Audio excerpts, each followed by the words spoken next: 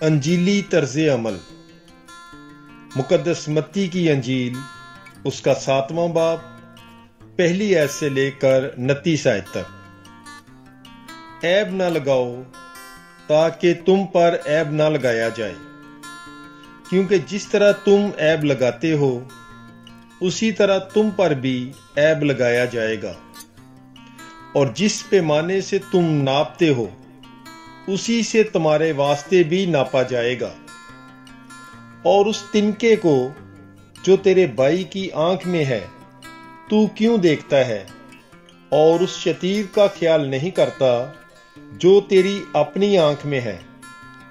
یا کیوں کر تو اپنے بھائی سے کہہ سکتا ہے کہ ٹھہر، میں اس تنکے کو جو تیری آنکھ میں ہے نکال دوں، اور دیکھ خود تیری آنکھ میں شتیر ہے۔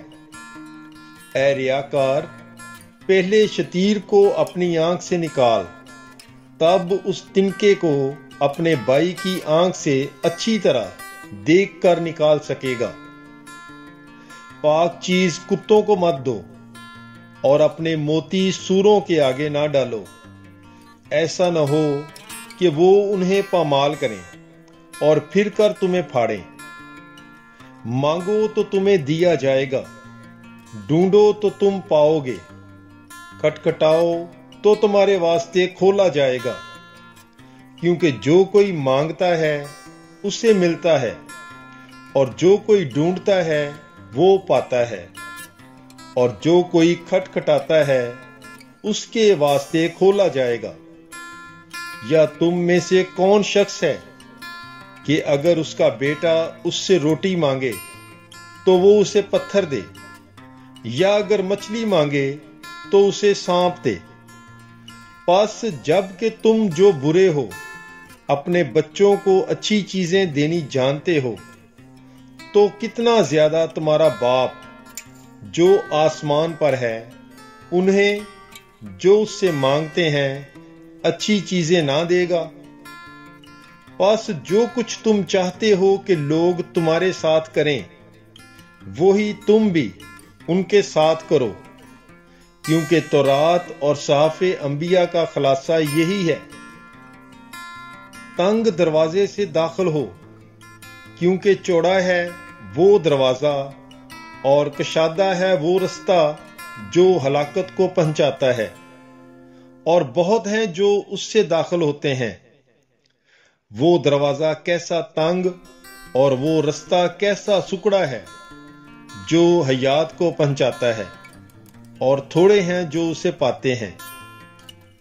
جھوٹے نبیوں سے خبردار رہو، جو تمہارے پاس بیڑوں کے بیس میں آتے ہیں مگر باطن میں پھاڑنے والے بیڑیے ہیں۔ تم انہیں ان کے پھلوں سے پہچان لوگے۔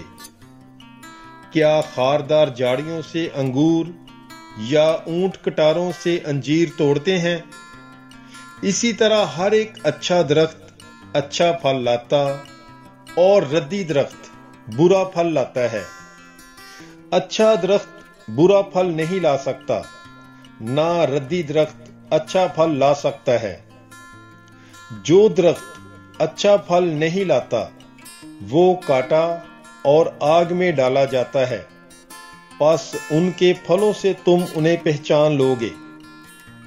نہ ہر ایک جو مجھے خداوند خداوند کہتا ہے آسمان کی بادشاہی میں داخل ہوگا، مگر وہی جو میرے آسمانی باپ کی مرضی پر چلتا ہے۔ اس دن بتھیرے مجھ سے کہیں گے، اے خداوند، کیا ہم نے تیرے نام سے نبوت نہیں کی، اور تیرے نام سے بدروحوں کو نہیں نکالا، اور تیرے نام سے بہت سے معجزات نہیں کیے؟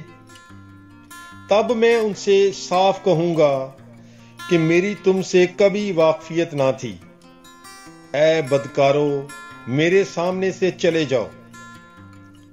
پس جو کوئی میری یہ باتیں سنتا اور ان پر عمل کرتا ہے وہ اس عقل مند آدمی کی مانند ٹھہرے گا جس نے چٹان پر اپنا گھر بنایا، اور مینہ برسا اور سیلاب آیا اور آندیاں چلیں اور اس گھر سے ٹکرائیں، مگر وہ نہ گرا، کیونکہ اس کی بنیاد چٹان پر رکھی گئی تھی۔